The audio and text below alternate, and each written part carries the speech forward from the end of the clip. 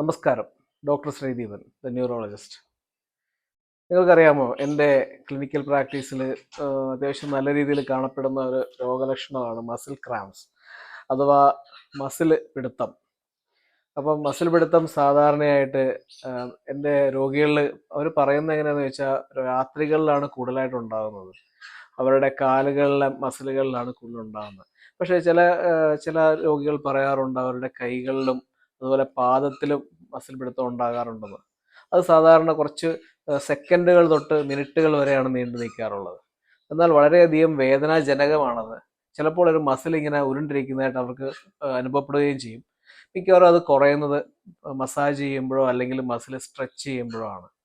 അപ്പോൾ ഇതിൻ്റെ കാരണം എന്തൊക്കെയാണ്? പ്രധാനപ്പെട്ട കാരണം എന്ന് വെച്ചാൽ ഒന്ന് പ്രായം കൂടുമ്പോൾ ചിലപ്പം മസിൽ ക്രാംസ് വരാനുള്ള സാധ്യതയുണ്ട്. പിന്നെ മസിൽ ഡിസീസുകളിൽ ഇങ്ങനെ ഉണ്ടാവാറുണ്ട്. പക്ഷേ ഇതിനേക്കാളൊക്കെ വളരെ സാധാരണമായി കാണപ്പെടുന്ന കാരണമാണ് ഒന്ന് നിർജ്ജലീകരണം, ഡീഹൈഡ്രേഷൻ. പിന്നെയുള്ളത് ലവണങ്ങളുടെ വേരിയേഷൻ, അതായത് ഇപ്പോൾ sugar, sodium, potassium, magnesium, calcium എന്നിവയുടെയൊക്കെ കുറവ് മൂലവും മസിൽ പിടുത്തം ഉണ്ടാകാറുണ്ട്.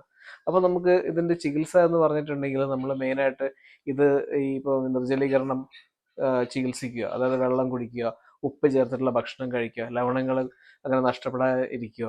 പിന്നെയുള്ളത് ചില കേസുകളിൽ നമുക്ക് മരുന്നുകളുടെ ആവശ്യവും വരാറുണ്ട്.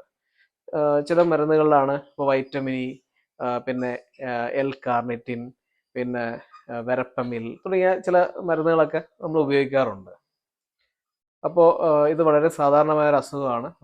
എന്നാൽ ഇത് സീരിയസ് ആയിട്ട് ഉണ്ടാകുന്നത് എപ്പോഴാന്ന് വെച്ചിട്ടുണ്ടെങ്കിൽ ഇപ്പം വയറിലുണ്ടാവുക, അല്ലെങ്കിൽ ശരീരത്തിൻ്റെ മറ്റു ഭാഗങ്ങളിൽ, ഉദാഹരണം നെഞ്ചിൻ്റെ ഭാഗത്തുണ്ടാവുക, ഇതിൻ്റെ കൂടെ ഇങ്ങനെ മസിൽ തുടിക്കുന്ന പോലെ അനുഭവം ഉണ്ടാവുക, ഇങ്ങനെയൊക്കെ ഉണ്ടെങ്കിൽ അത് കുറച്ചുകൂടെ സീരിയസ് ആയിട്ടുള്ള അസുഖമാണ് നമ്മൾ കൺസിഡർ ചെയ്യേണ്ടി വരും.